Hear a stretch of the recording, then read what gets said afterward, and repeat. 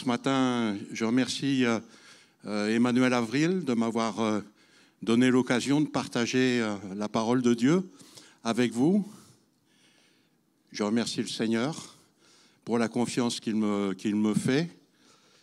Et c'est toujours quelque chose de difficile, de lourd, une responsabilité que de partager des choses qui viennent du cœur de Dieu. Et je mesure cette responsabilité. Alors on a des garants, on a des garde-fous.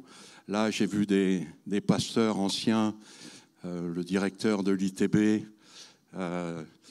voilà, des missionnaires, des hommes qui connaissent la parole.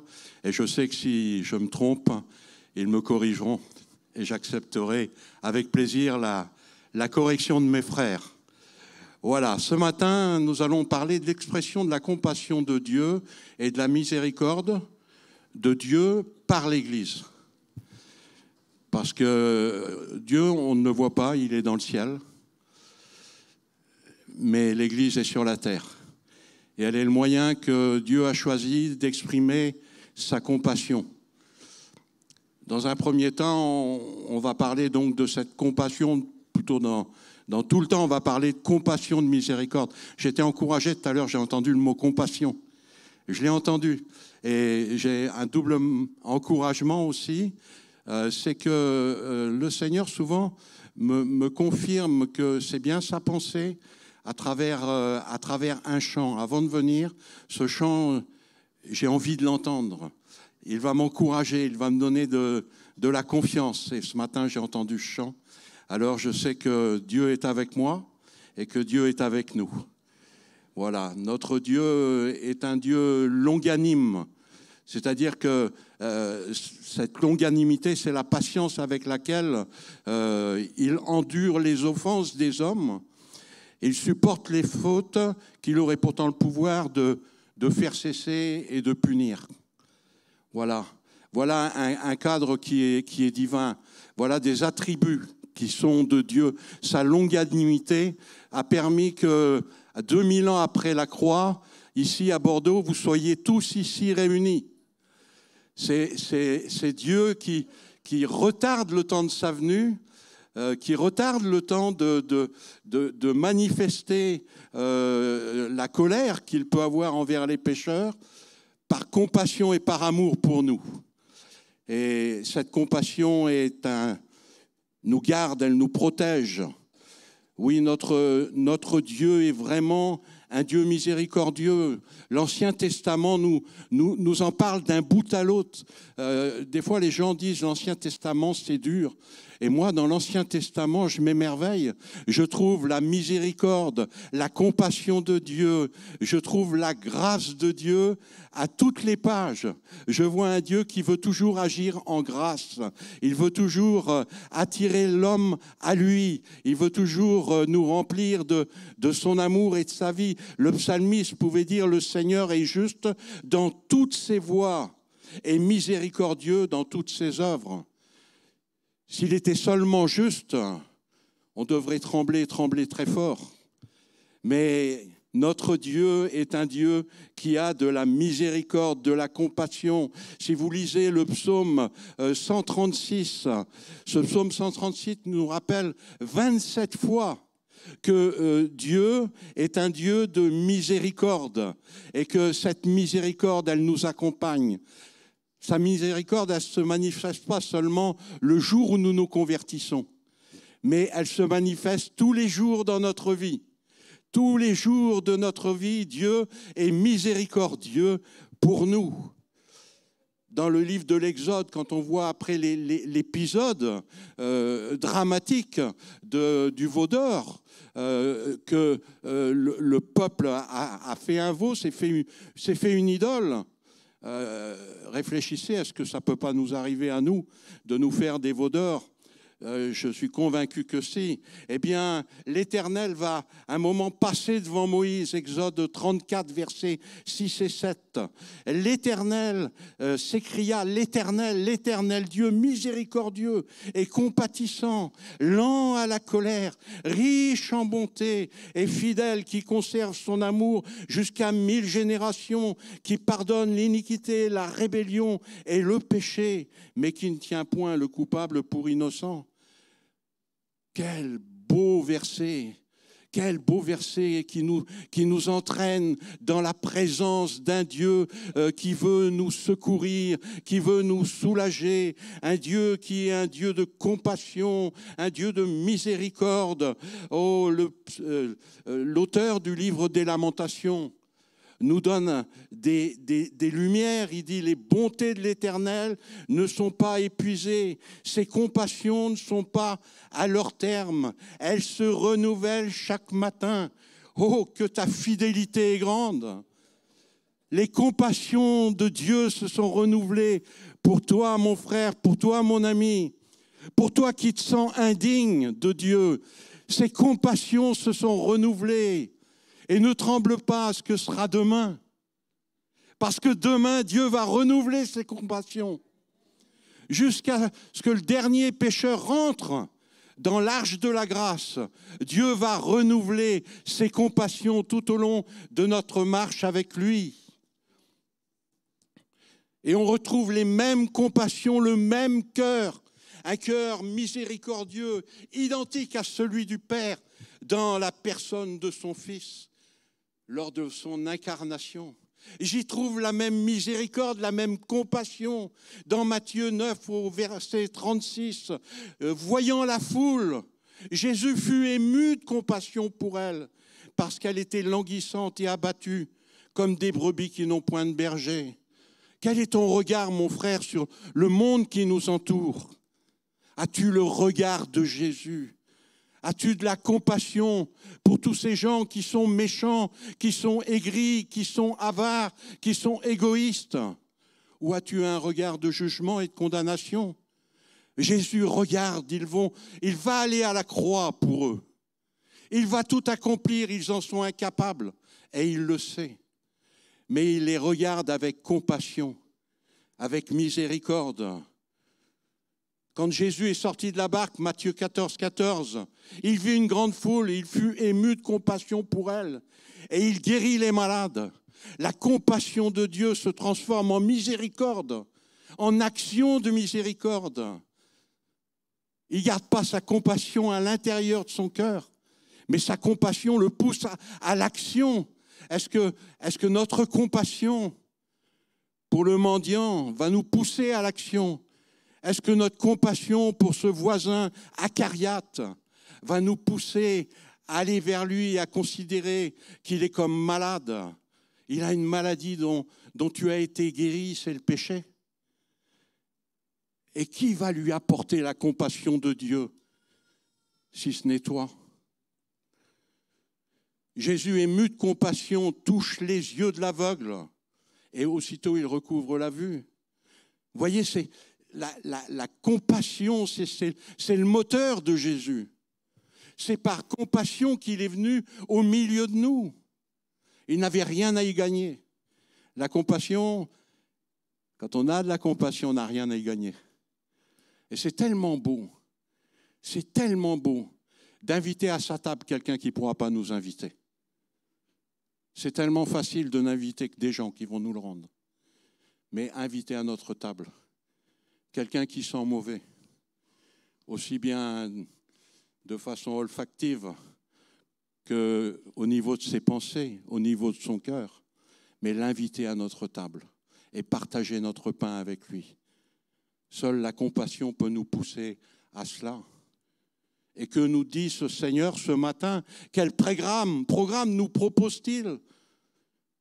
Dans Luc au chapitre 6, verset 36, il nous dit « Soyez donc miséricordieux comme votre Père est miséricordieux. » As-tu atteint le niveau?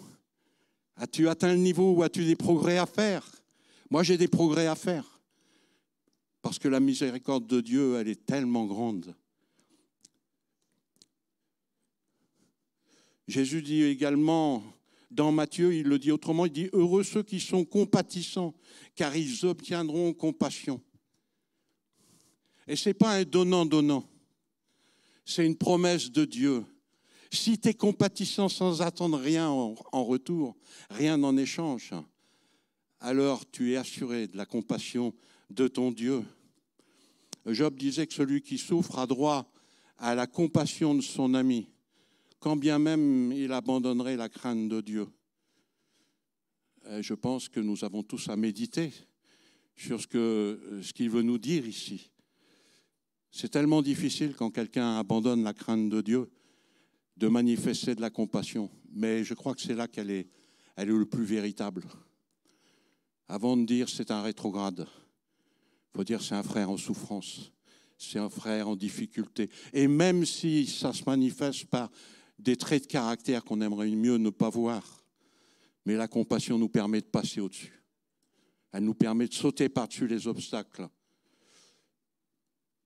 Colossiens 3, verset 12, ainsi donc, nous, comme des élus de Dieu saints et bien-aimés, revêtez-vous d'ardente compassion, de bonté, d'humilité, de douceur, de patience.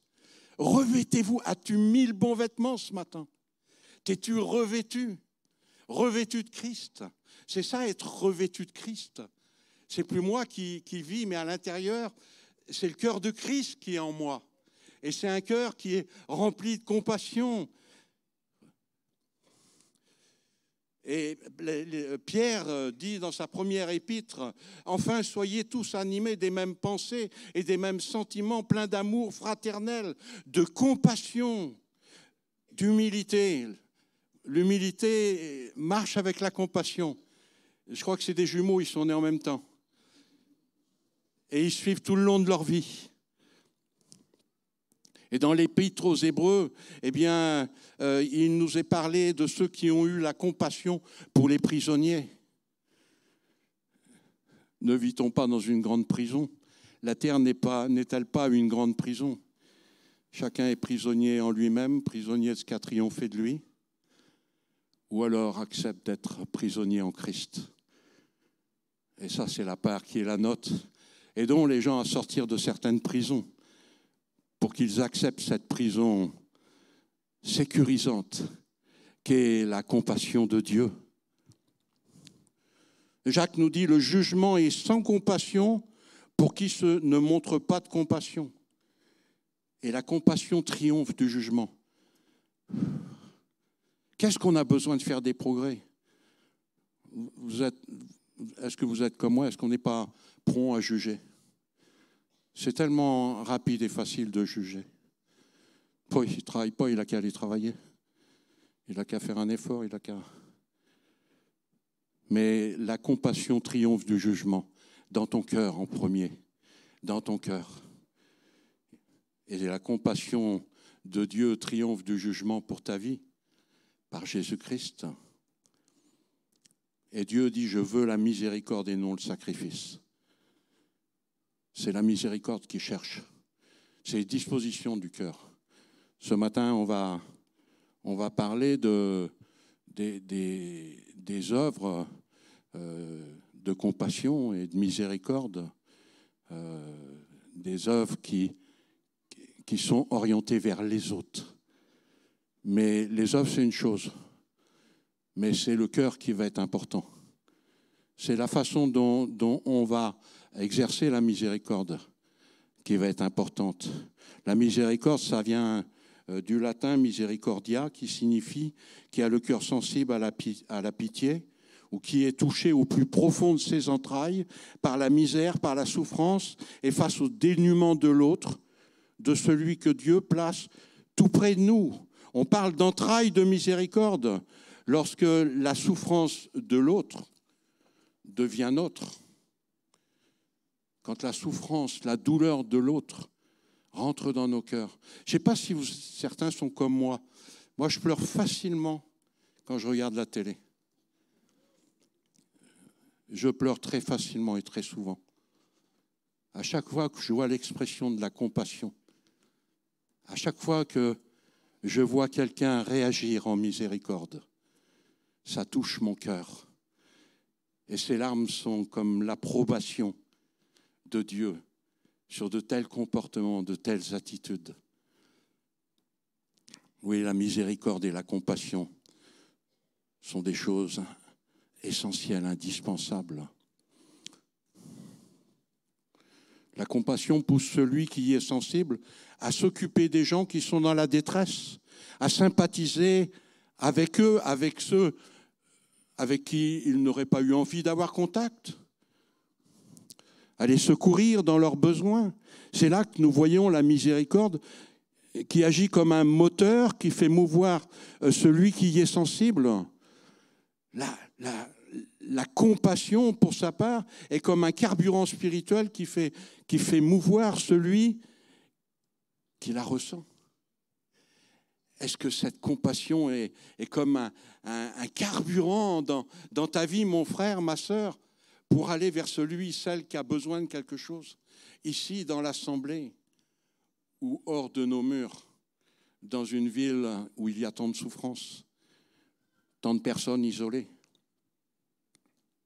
La miséricorde est une traduction en acte de la compassion. Lorsque je souffre pour l'autre, que je souffre avec lui, que je souffre avec l'autre, que, en quelque sorte, je suis attaché à l'autre par la souffrance qu'il endure. Elle m'attache à lui, elle me pousse vers lui.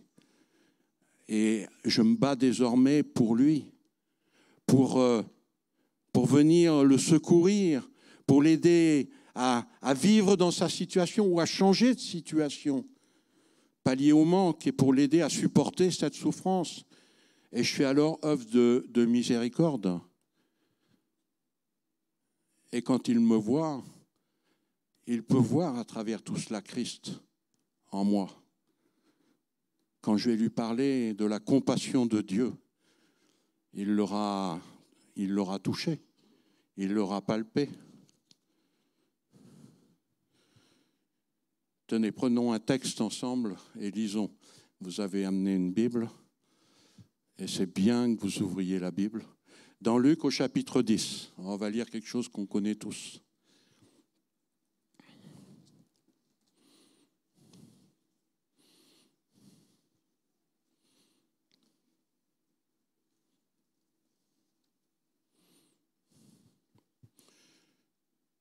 Luc 10, verset 25, et on va lire jusqu'au verset 37.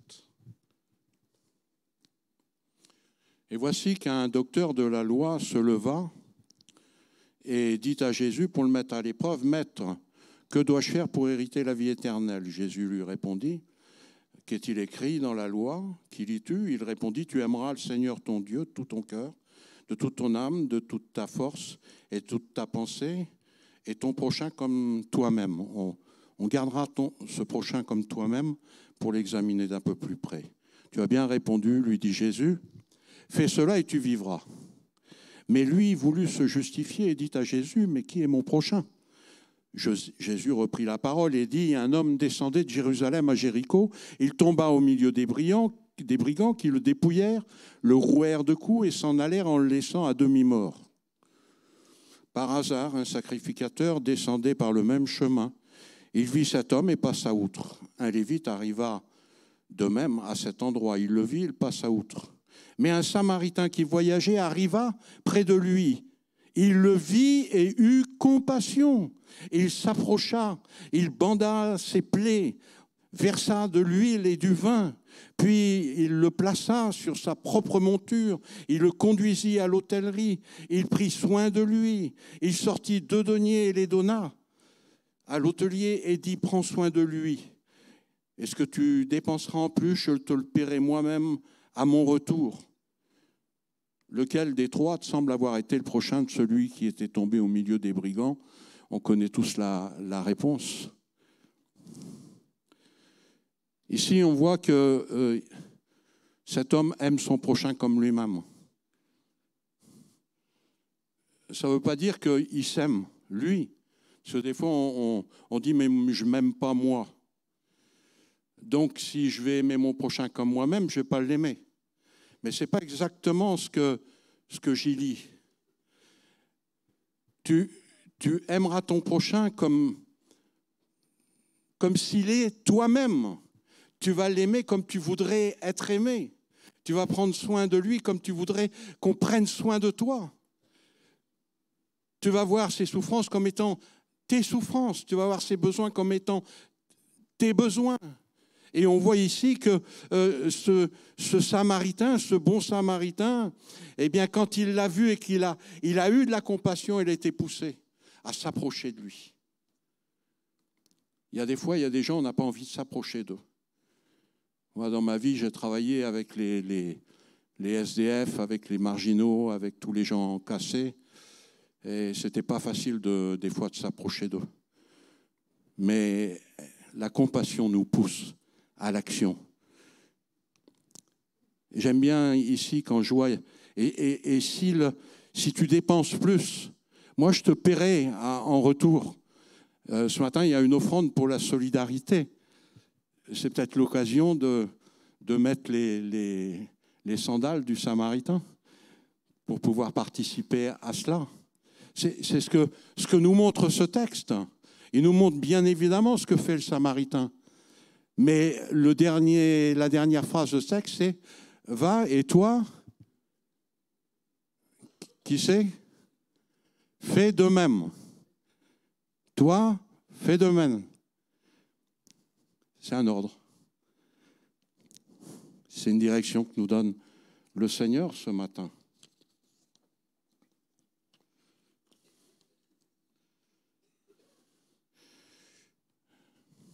Dans la communauté chrétienne, certains membres possèdent et cultivent le don de se mettre à la place des laissés pour compte. Des malades, des infirmes, des vieillards, souvent d'ailleurs isolés, seuls chez eux, abandonnés parfois même de leurs enfants.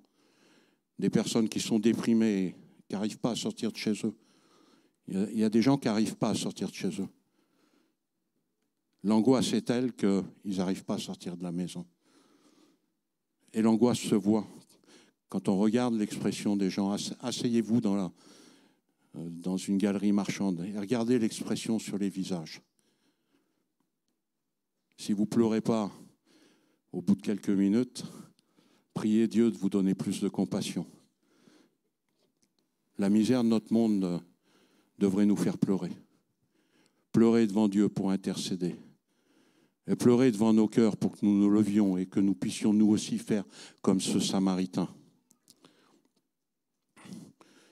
Ces personnes, ces chrétiens sont comme attirés par celles et ceux dont les autres se détournent.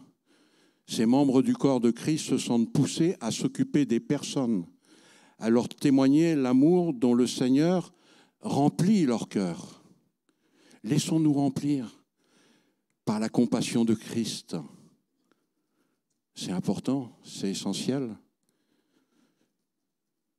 Voilà, maintenant je voudrais arriver à une autre partie, c'est comment nous, en tant qu'Église, comment nous, en tant que membres d'une Église, comment nous, en tant que personnes rachetées, on peut exercer de la compassion. Comment et quand et où ? Matthieu 25.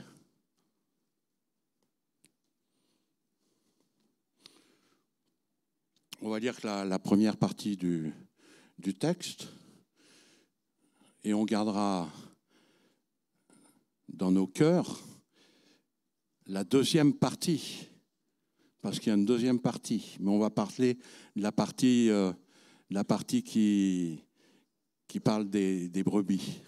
On va laisser les boucs ce matin. On va essayer d'avoir que des brebis. Voilà, il n'y a que des brebis du Seigneur ici. Matthieu 25, verset 31. Lorsque le Fils de l'homme viendra dans sa gloire, avec tous les anges, il s'assiera sur le trône de sa gloire. Toutes les nations seront assemblées devant lui. Il séparera les uns d'avec les autres, comme le berger sépare les brebis d'avec les boucs. Et il mettra les brebis à sa droite et les boucs à sa gauche. Alors le roi dira à ceux qui seront à sa droite, « Venez, vous qui êtes bénis de mon Père, prenez possession du royaume qui vous a été préparé dès la fondation du monde. Ça vous intéresse, ce programme? Vous avez envie d'entendre cette parole de Jésus, cette invitation de Jésus? Alors écoutez bien la suite. Le roi dira, donc il va leur dire ça, et ensuite il dit, car, il y a des petits mots dans la Bible, on se dit, car, 3 lettres, C-A-R, ça ne sert peut-être pas à grand-chose. Car la promesse de Dieu est assujettie à une condition d'entrer dans la promesse. Car j'ai eu faim et vous m'avez donné à manger. J'ai eu soif et vous m'avez donné à boire. J'étais étranger et vous m'avez recueilli. J'étais nu et vous m'avez vu vêtu. J'étais malade et vous m'avez visité. J'étais en prison et vous êtes venus vers moi. Mais qui de nous, si il voyait Jésus avoir faim, ne se lèverait pas immédiatement pour aller préparer un repas? Qui de nous, si nous voyons Jésus dans le dénuement, ne serait pas prêt à dire « Mais c'est le Seigneur, c'est mon Seigneur, c'est mon Sauveur. Il faut que je prenne soin de lui. » Mais quand est-ce qu'on voit Jésus? Les justes lui répondirent, « Seigneur, quand avons-nous vu avoir faim? T'avons-nous donné à manger ou avoir soif et t'avons-nous donné à boire? Quand avons-nous vu étranger et t'avons-nous recueilli ou nu et t'avons-nous vêtu? Quand avons-nous vu malade ou en prison et sommes-nous allés vers toi? » Écoutez la réponse du Seigneur. Et le roi leur répondra, « Je vous le dis en vérité, toutes les fois que vous avez fait ces choses à l'un de ces plus petits de mes frères, c'est à moi que vous les avez faites. » Extraordinaire. Extraordinaire. C'est qui ces frères? Il est venu, à ma connaissance, pour sauver tous les hommes. Il est l'agneau de Dieu qui ôte le péché du monde. Et tout pécheur, en sa mort, peut obtenir une rédemption parfaite, éternelle. Et je pense que Jésus parle ici de tous les hommes pour lesquels il est venu donner sa vie. Il n'a pas mis à part dans son vivant qui que ce soit. Tous ceux qui se sont approchés de lui ont pu recevoir de sa grâce miséricorde, compassion, guérison, secours, pain. Ceux qui avaient faim, les milliers là qui sont venus manger les 2 fois où il y a eu un grand banquet d'organiser sur la montagne. Est-ce que Jésus a dit, voilà, il y a ceux qui sont dignes et ceux qui ne sont pas dignes? Non, non. Il a dit, servez à tous ces gens-là du pain. Donnez-leur à tous du pain. C'est la première chose que je retiens dans ce message-là. C'est que chaque fois qu'on fait quelque chose pour quelqu'un, par compassion, c'est à Jésus qu'on le fait. C'est à Jésus qu'on le fait. Soyons capables de voir dans l'autre, dans celui qui est différent, dans celui qui est étranger, dans celui qui est isolé, dans celui qui a des infirmités, dans celui qui a des addictions.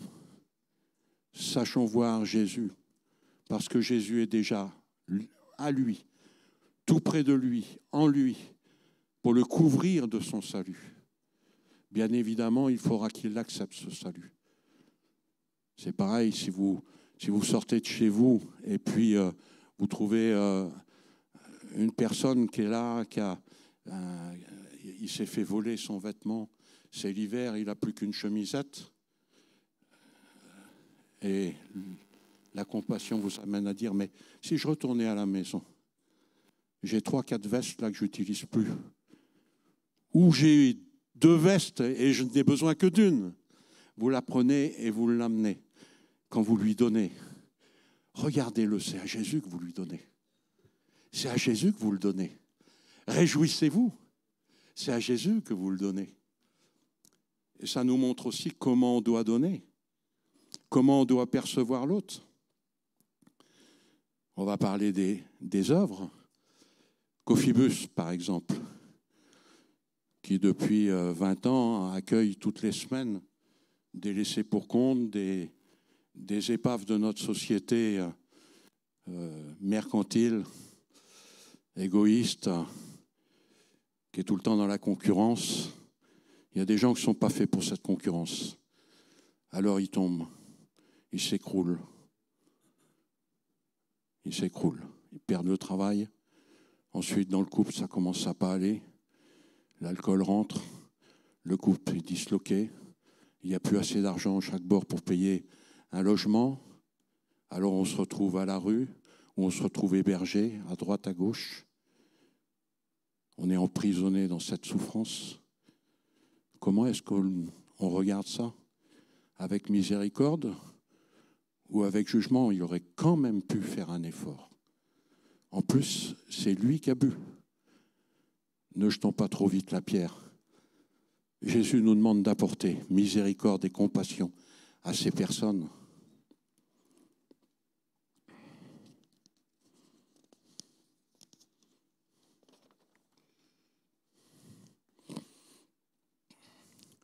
Lorsqu'à l'image du Samaritain, toi ou moi, nous nous approchons de celui qui a été roué de coups, on s'approche littéralement de Jésus pour répondre à ses besoins. Toutes les semaines dans le Cophibus, il y a des hommes et des femmes qui viennent. Si on regardait au mérite, ils ne méritent rien. Mais si on regardait au mérite, nous, on ne mériterait rien non plus. En termes de mérite, c'est la même chose. Nous, on a rencontré la compassion de Dieu. Et les frères et sœurs qui, ici, sont engagés dans cette œuvre, ou ont été engagés parce que parfois on y passe un temps et puis après on n'y est plus. Mais on a été là, on a mis quelque chose de la compassion de Dieu. Et donc, il y a beaucoup de frères et sœurs ici qui ont participé à cette œuvre de miséricorde, de compassion, donnant à manger des sandwichs à ceux qu'on faim et acceptant que parfois, ils disent « ouais, c'est du cochon, j'en veux pas ».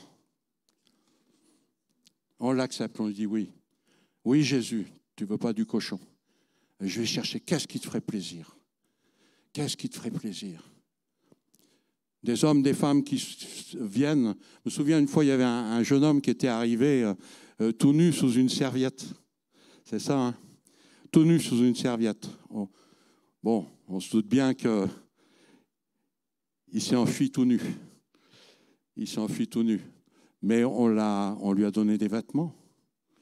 Et puis quand on donne des vêtements à Jésus, on choisit des vêtements de roi. Des beaux vêtements. Moi, ça m'a fait mal au cœur quand pendant des années, on récoltait des vêtements et puis qu'il arrivait qu'on trouve des poches avec des vêtements tout déchirés, tout élimés, des choses qu'on ne donnerait même pas pour que notre chien se couche par terre. C'est ça que tu donnes à Jésus? Non. J'aime quand des vêtements nous sont donnés et ils arrivent et on se dit, il n'y a pas besoin de les laver. Ils ne sentiront pas meilleurs, ils sentent le propre, ils sont pliés. Même, il y a des sœurs qui repassent les vêtements qu'elles vont donner. Elles ont compris qu'elles donnaient des vêtements à Jésus. Oui, les œuvres de miséricorde se manifestent de différentes façons. Une œuvre de miséricorde et de compassion dans l'Église, qui existe depuis des années, c'est une réserve alimentaire.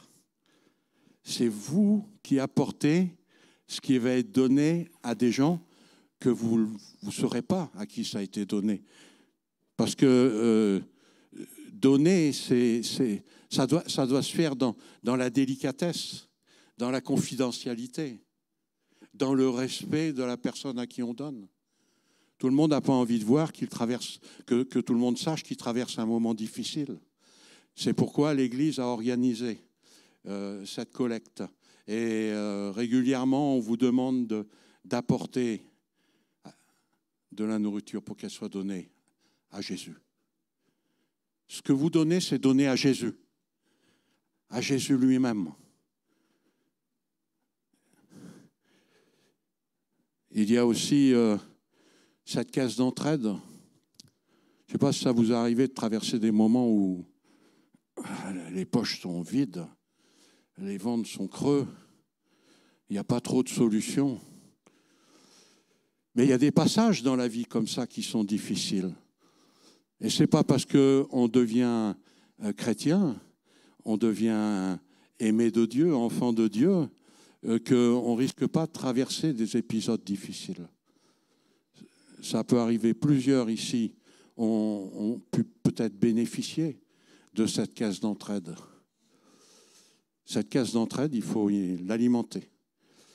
Voilà, l'argent qui va servir à pourvoir au manque d'argent des autres, eh bien, c'est l'argent qu'on va y mettre. D'ailleurs, Jésus, il avait rien. Il avait rien, il ne travaillait pas, parce qu'il avait son ministère à accomplir, et il était accompagné d'une église autour de lui. Il y avait des disciples, des sœurs qui étaient là. Et quand c'était le moment de manger, Jésus avait toujours à manger. Quand c'était le moment de boire, il avait à boire. Et même Dieu est bon. Un jour, c'est une femme samaritaine qui a donné à boire à Jésus. C'est quand que tu as donné un verre à boire à quelqu'un? Mon ami, mon frère, tu as quelqu'un qui est là, c'est l'été. Il est assis par terre, tu vois qu'il transpire, il n'y a pas de bouteille d'eau autour. Qu'est-ce qui t'empêche de rentrer dans la petite supérette à côté et de prendre une bouteille et puis de lui déposer et lui dire que Dieu te bénisse? Oui, c'est à Jésus que ça a été fait. Il y a aussi les démarches administratives qui sont difficiles et compliquées. Et dans l'Église, eh bien, il y a des frères et sœurs qui ont des compétences. Tout le monde n'est pas atteint de phobie administrative. Seuls certains, bon, on ne reviendra pas sur des faits, peuvent avoir des phobies administratives. Mais par contre, c'est compliqué. C'est compliqué de se mettre derrière un ordinateur qui dit il faut un mot de passe, il faut un code confidentiel. Ce n'est pas le même d'un coup à l'autre. Et puis ensuite, il faut passer les étapes. Peut-être quelqu'un a besoin qu'on l'aide à passer des étapes. Sinon, il va abandonner. Il va laisser. Vous savez qu'il y a beaucoup de gens qui ont des droits qui ne les font pas valoir à cause de ces étapes qu'ils n'arrivent pas à franchir eux-mêmes. Et on dit, bon, il y a une organisation, vous pouvez aller vers France Service, etc. Oui, d'accord, mais il faut être capable de rentrer et d'exprimer son besoin à quelqu'un quand on a peur de l'autre. Quand on est emprisonné dans l'anxiété, dans un trouble psychiatrique, un désordre psychique.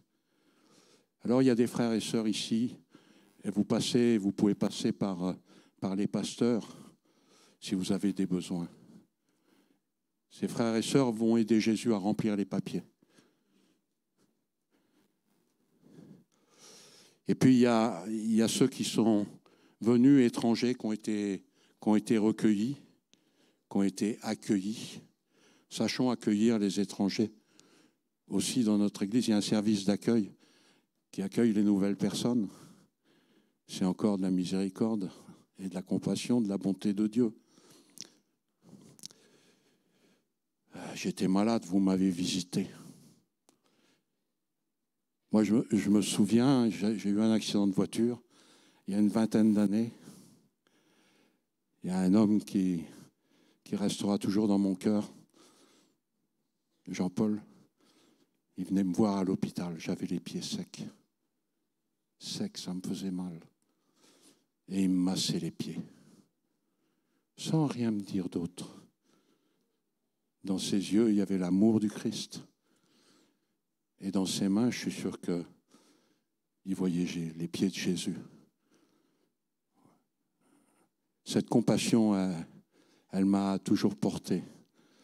Oui, il y a des frères et sœurs qui font partie du service, qui visitent les gens qui sont malades.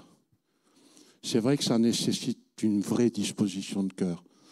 Certaines compétences aussi. Parce que quand on visite un malade, on ne visite pas soi. C'est un autre moi. Donc c'est de l'autre moi dont je vais parler. Je vais aimer l'autre comme moi-même, au lieu de lui parler de moi-même. Oui, il y a ce service qui visite aussi les personnes qui ne peuvent plus venir au milieu de nous, qui sont dans des EHPAD, qui sont dans des maisons, mais qui ne peuvent plus se déplacer. Leur corps ne répond plus comme il faut. Alors ces frères et sœurs vont visiter. Est-ce que tu as 2 minutes? Est-ce que tu as 1 heure? 2 heures pour aller visiter quelqu'un qui n'a pas été visité par ses enfants, qui n'a pas été visité par ses voisins. Et puis il y a l'aumônerie aussi.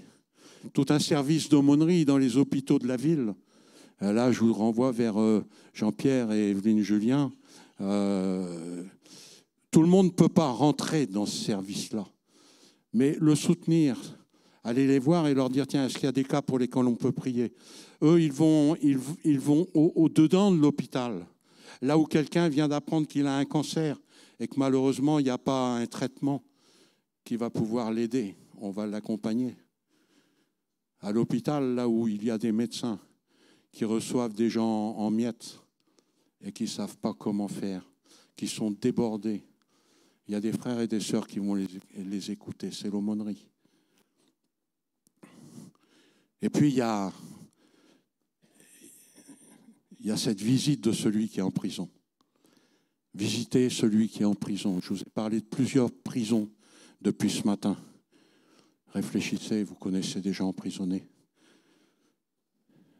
Et visiter au sens propre quelqu'un en prison. C'est pas simple, je pense que pas énormément de gens l'ont fait. Mais je vais vous raconter un petit témoignage. Un garçon, 32 ans, sociopathe,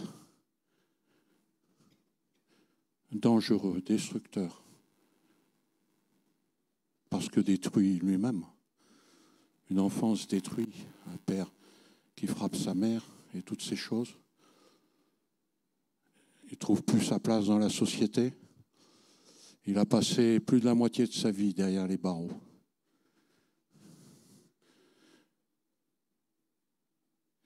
Ce garçon s'est trouvé une fois encore en prison. Et une sœur parmi nous a eu dans son cœur d'aller le visiter à la prison. Je crois qu'il n'a jamais reçu une aussi grande décharge d'amour dans son cœur que quand il a été visité dans sa prison. Et comment moi, Yannick, elle a pu venir me voir en prison. Elle a vu Jésus en prison, notre sœur, et elle est allée voir ce garçon. Il m'en a parlé après, pratiquement chaque fois qu'on s'est vu. Je ne sais pas où il est aujourd'hui, ce garçon. Parce que la dernière fois qu'on l'a vu à l'église, il était à peu près assis là où est mon épouse. J'avais prêché, fait un appel. Et Dieu m'avait mis sur le cœur de l'appeler par son nom. Je l'avais appelé par son nom. Il y a eu toute une partie de lui qui s'est révoltée. Mais toute une autre partie à l'intérieur qui s'est dit, et si c'était vrai? Et puis, il a fait un infarctus, il est mort. Je suis allé le visiter, moi, après sa mort, sur son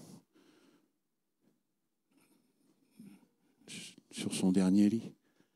Et quand je suis arrivé, que j'ai vu son visage, que j'ai vu la paix sur ce visage, j'ai été bouleversé. Jamais j'avais vu Yannick en paix. Alors j'espère que cette paix qu'il avait sur son visage, c'est la paix de Dieu. Oui, mes frères, mes sœurs, je vous encourage, je ne vais pas être plus long, mais à repenser à toutes ces invitations. Et si vous n'êtes pas convaincu de ce que j'ai dit, finissez. Matthieu 25. Finissez-le tout seul. Finissez-le pour vous. Je ne veux pas vous suivre à cet endroit-là. Je vous invite à à nous rejoindre. Allez voir les frères et sœurs de Cofibus, c'est l'appel aux cotisations. Si vous donnez une cotisation de 30 €, c'est à Jésus que vous donnez. C'est pour Jésus que vous donnez. Si vous refusez, c'est à qui que vous refusez? Si vous devenez adhérent de cette association et à membre des différents services, on appellera ça de la solidarité. Mais moi, je dirais la compassion de Dieu à travers l'Église, du Dieu vivant, qui revient bientôt nous chercher. Bientôt, Jésus revient. Qu'est-ce qu'il va te dire à toi? Seigneur, j'ai essayé avec la faiblesse du langage, avec mon humanité, de transmettre tes sentiments de compassion, de miséricorde, ce besoin. Il y a un corps de Christ vivant sur cette terre. Seigneur, tu as un corps qui est vivant. Que ce corps puisse agir, je t'en prie. Viens animer nos cœurs de compassion, de miséricorde. Viens nous aider, Seigneur, à accomplir ta volonté. Bénis, Seigneur, mes frères, mes sœurs. Bénis, Seigneur, à travers mes frères, mes sœurs. Bénis, Seigneur, par le moyen de mes frères et de mes sœurs, par le moyen de leur cœur, touchés par la compassion de Dieu et exerçant la miséricorde. Sois loué, sois béni notre Dieu. Amen.